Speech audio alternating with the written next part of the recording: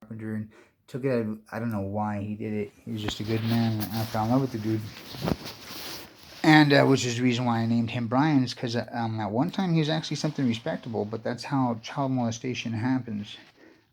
They call it the pampering stage. And they were taking advantage of a fucking child. When what happened to me, I was fucking stuck on stupid. I didn't know what the fuck was going on. My heart was disconnected. My head was all still there, but nothing was connected. I didn't know what the fuck was going on with me. I had this going on. I had schizophrenia, lupus, emphysema, PTSD, my panic attacks. I just lost my family. I was getting, dude, you name it, I had it. So life was, oh yeah, and I was bleeding out my rectal, and like bleeding. It wasn't hemorrhage, it was bad bleeding. And I was having chest pains because I have intermuscular wall inflammation. I tend to, I've gone through a lot of my life and hold it all in. So the muscle around my heart swells every time I'm stressed out, which because of this shit is constantly, what do you call it? I'm so fucking just over this shit. Some days I'm naturally. It's a good thing God gave me what I had because, dude, 5 years of this fucking crap, and they don't ever shut the fuck up. Like they have something to say about everything, and they make it seem like it's just every day. Like that's gaslighting. It's like, dude, are you fucking sane? Like, and then they try to make it seem like it's my parents and everybody else up there. I'm like, dude, you gotta be shitting me because for one, I know my people, and my people don't do that shit. Columbine. You know what I'm saying? Let's just say if you were trying to fuck somebody or try to get somebody to do something, especially temperamental like me, like you wouldn't do that. Like seriously, with somebody with so much trauma in his head, like from sexual molestation and being beat and starved and abandoned and just all kinds of shit all my life, like you just don't do that. Like that's probably like, and they knew, okay, they knew about this because, well, for one, I thought they were just in my head. So I was like, how do I make the best of this? You know, it's not going to go anywhere. Once I realized it's here to stay, well, I guess it was just because I never had really had anybody to talk to, so I just started yapping away. I'm just like a dumb fuck. I'm sitting there talking and talking, but there was nobody.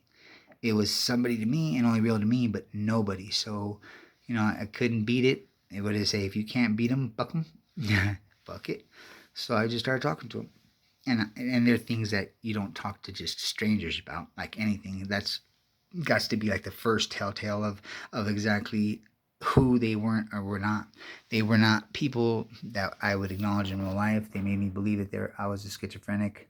And they never acknowledged me, to tell you the truth, at first. Well, at first they did, and then they didn't. They're on and off, and it is just, they hit it right on the tee, though. They did it exactly like schizophrenia happens. I mean, according to the ones that I talked to, right? And they didn't know that I was a little bit of the educated person.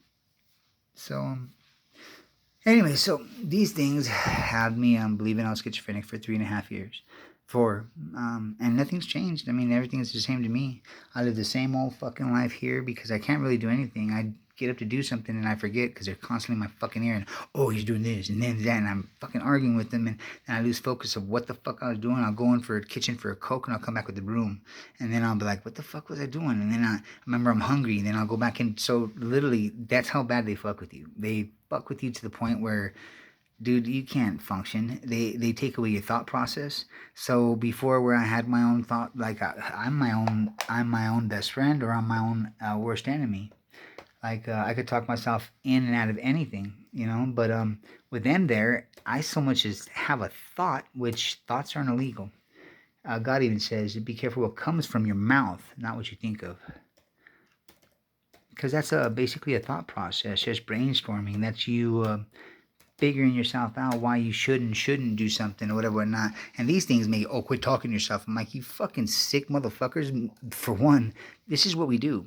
We don't. When we think to ourselves like, why I shouldn't do this, or right now I'm like, fuck it. I'm shit. Everything that I needed to be able to kick something or whatever or not, because I was trying to kill myself. Life sucked, and I wasn't blaming nobody. It's just what it was in my life, and I just didn't want to be here no more. I just can't kill myself. I'm a pussy when it comes to that. So I just started living a very unhealthy lifestyle. I went from a complete jock to with a 4.0 GPA. I ranked fourth highest in the entire Colorado State in the 8th grade. Graduated in the 6th grade. I broke your light barrier. I took your quantum physics. I understood that your quantum computers are bullshit. If you had quantum, you'd have AI. I redid all your alphabet. Your alphabet's wrong. I have it back to a harmonious vibe. Well, I know multiple languages. I know. Do you speak English? Do you habla español? Sie sprechen Sie Deutsch? Parlez-vous français? Washi hihoka is a winta bomba sindioa. And then, oh yeah, I sign. One of my best friends is signed. So I'm a lit kind of, I guess, what do you say? I can express myself. I don't use really big words. I'm short, sweet, and to the point. I call myself a simpleton. I simplify everything. If you don't understand it simply, you don't understand it at all. So, very short and simple. I've noticed the world, and actually, I've been told it complicates the living fuck out of everything, and they really do. They do it on purpose, though. Some people think it makes them look smarter when, in all honesty, when it comes down to it, just makes you dumber. Like psychologists. No offense, guys, but you guys are only basing everything off of something you're not even of yourself. So your psychology's off. I've actually mastered psychology, and I could put it in 3 pages. I could put it in your opening page, your copyright, and then the only page you're going to get in mine is the middle page. Is going to be front and back, and it give you your psychology down to a science. Simplified, like very, very easy, and probably hit on pretty much everybody. And exactly why I call you smart trash, why we're smart trash. So God and we were created. We did not come from a monkey, because last time I went to the zoo, they're still there. You know, evolution is like time, it waits for nobody. And the same monkeys that were here then, as a matter of fact, you can actually prove it. They have more genetic cross gene cross threads, like, you know, different pulls from different families, shit, whatnot. A huge amount different from actual man. So it shows that they've been here for a lot longer than us and still hasn't evolved shit. And we're in a part of a flood. Now, the reason the flood is bullshit is because the same amount of water that's been here in this planet has been here since the beginning. There's a bubble that keeps it in, so it's either taken in or taken out. So the flood of it flooding the entire world, it would have to have rain coming from the cosmos or something whatnot. So it didn't really flood. I'm thinking it was like it was a part. Now it was the entire world to them because it was the entire world that they knew of. But there was other angels here, the fallen. You know, they raised war and stuff whatnot because this happened. He only killed Azazel. He told Raphael, his musician, he told Raphael to go down there and kill Azazel, the angel of life or whatever, not or good of evil, in the garden. Kill him, bound his hands behind his back, blindfold his ass, and bury his ass under jagged rock in the desert of Dubai, so you'd never see the light of day again. He'd never see the light again. And that was that. I mean, it was easy. He sent his musician to kill his ass. You know, so he wasn't really that tough. And that was about the only one that he killed. Other than that, he left them all to reign. Because we chose him, so now we're going to live it out. And it served you, it served us, it served even them. Even them, he actually told me that everything was forgiven as long as they would understand what it was and this and that. And because they suffered just as much. Especially considering that now they're going to be known for, well, they're the new Jew. And finding the truth of these things, and they're still here. You know, there's no tooth fairy, no Santa Claus, no nothing. Angels with halos and stuff, but not that were here. They were actual people. They were saints. They were real. And at one time, before the time was actually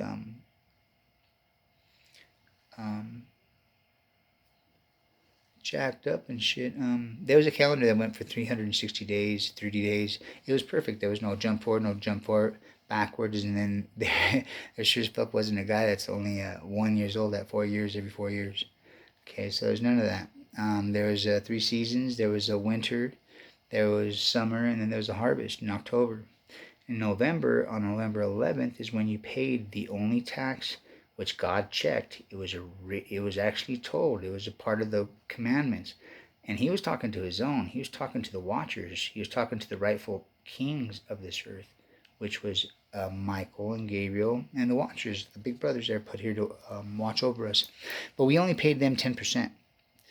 And he said that anything over 10%, and he's talking to his own, like he's, well, you have to answer to him. Like nothing over 10%. And I can kind of see that because anything over 10%, there's been studies that show anything over 14% depletes the quality of life, human population, and just starts breaking shit down. And these are studies that the government has done, and other fine educated individuals. But yet we're being taxed to the point where no matter who you are, no matter how rich you are, because of how it's taxed, no matter how much money you make, you only get to spend 33 cents on the dollar. You just happen to have more 33 cents to make that dollar.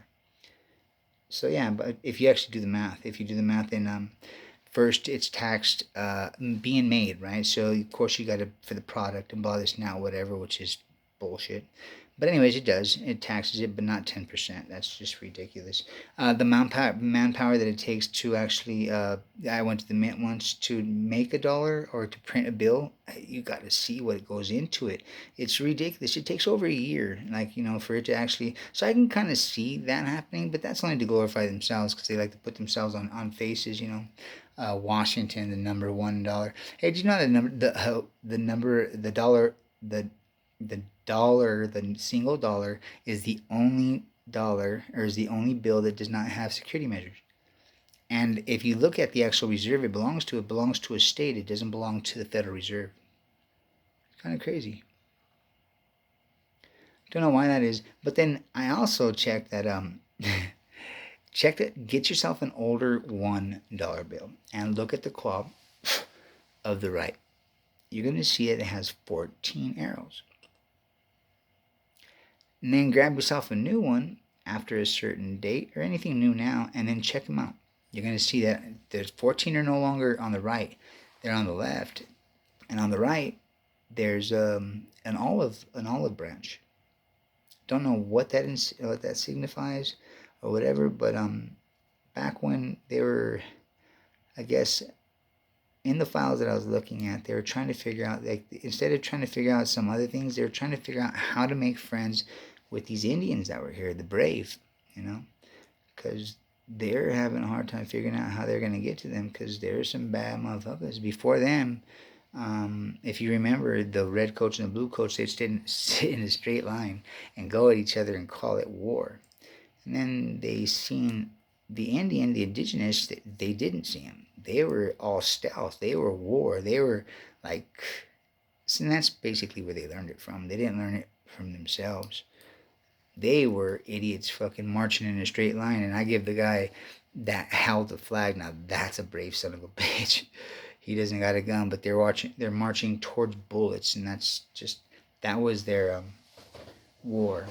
I don't understand that, but yeah, before they got here, well, now they have real war. They have stealth, and they have these the real brave. When they say the land of the brave, they weren't talking about themselves or us. They were talking about the brave, the actual Indian brave. But these things that took over the world and no one ever stopped them. What they did is when they'd conquer them, they'd leave a plant. Okay, now this is the way they did it. I got the whole story written down. I had to go across seas and go talk to a friendly, humble old person. But this old person tells me that these things, this great warship, I mean, they were huge. They would cover one vast array or from one side of the ocean to the other. When they were coming, you could not see water no more. All you'd see is ships, which is kind of intimidating, okay? And what they did is they actually they would take out the islanders. They'd go out to the smaller little things, which is smart, and in warfare, I think that's predator-like, because they basically preyed on the weak. So then once they actually got big enough, because they took out the smaller kingdoms, and they have now they have them, they took on bigger ones. But it was funny because the people there was a brother of a fallen something, and the two sons of the fallen something, and then the brother and his son. They were the ones that were in charge of this, and they were pissed off. They were mad about something for some reason. They wanted to get somebody back, And they kept looking and looking. So they were not only conquering, they were looking for somebody or basically fighting something that I think killed one of theirs or something, like their father or something. Not really sure. So they're not gonna stop until they're done. But what I was reading from them is they were doing it anyways. They were fucking pirates. They're like the first pirates, but pirates not as in looting.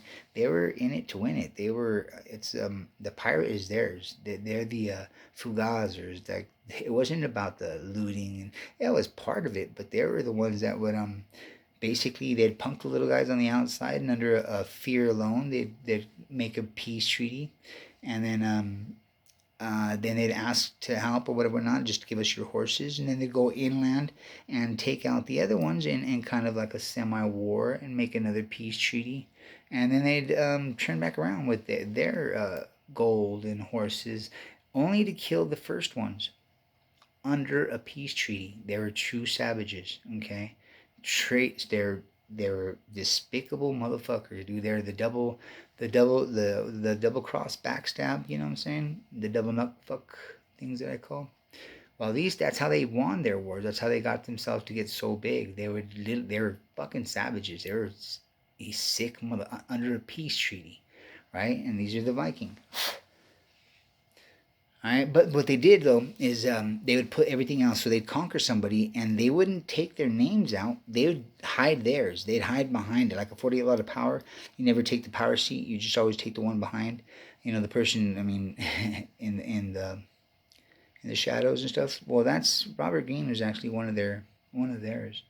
Robert Greene, Peter Hernan. That's a descendant of.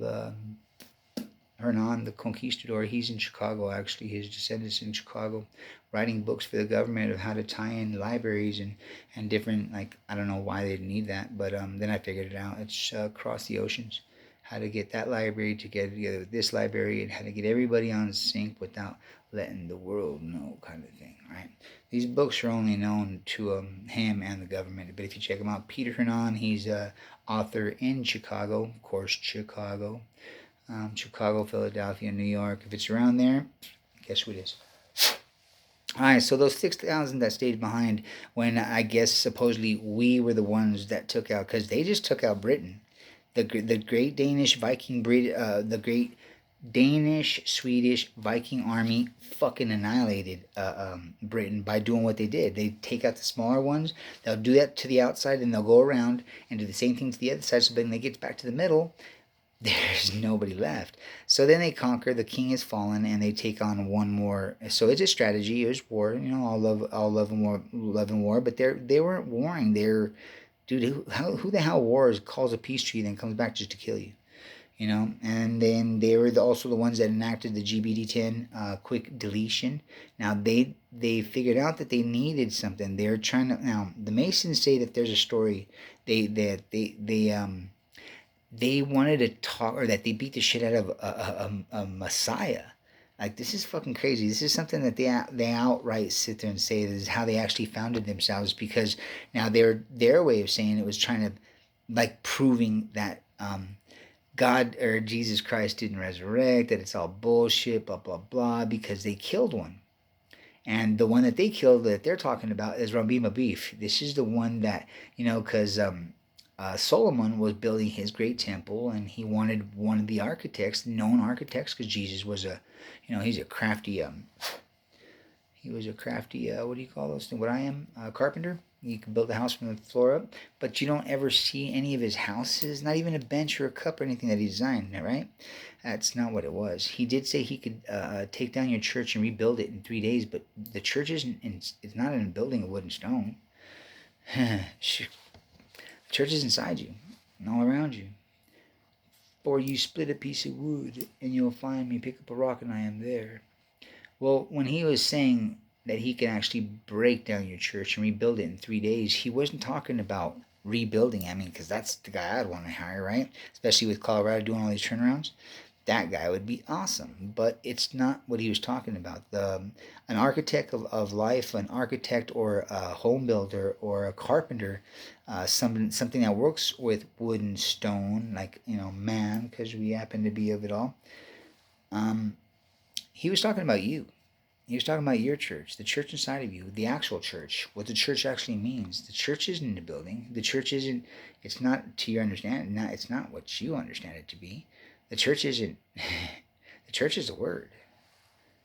The church is the truth. The church is life. There.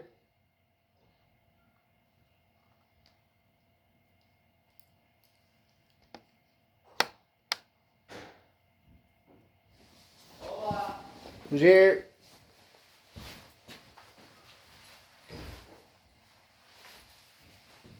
Anyone? Anyone? Who is it? Just a plumber. Oh, what's up, plumber? I'm in the middle of one of my video recordings. Make sure Alright, so... Oh, no, you're fine. You're fine. Sheriff's Department. Yeah. Alright, so I have some company here right now. I'll go ahead and do this YouTube chat up for later. I'm gonna go ahead and probably drink some more and get it oxygenated. But yeah, so I'll get back to you guys as far as remind me to get you guys to Rabima Beef, how it actually came to part, and yeah, this is Benjamin Berrigan, Zame out, 12/30/2020, 7/19.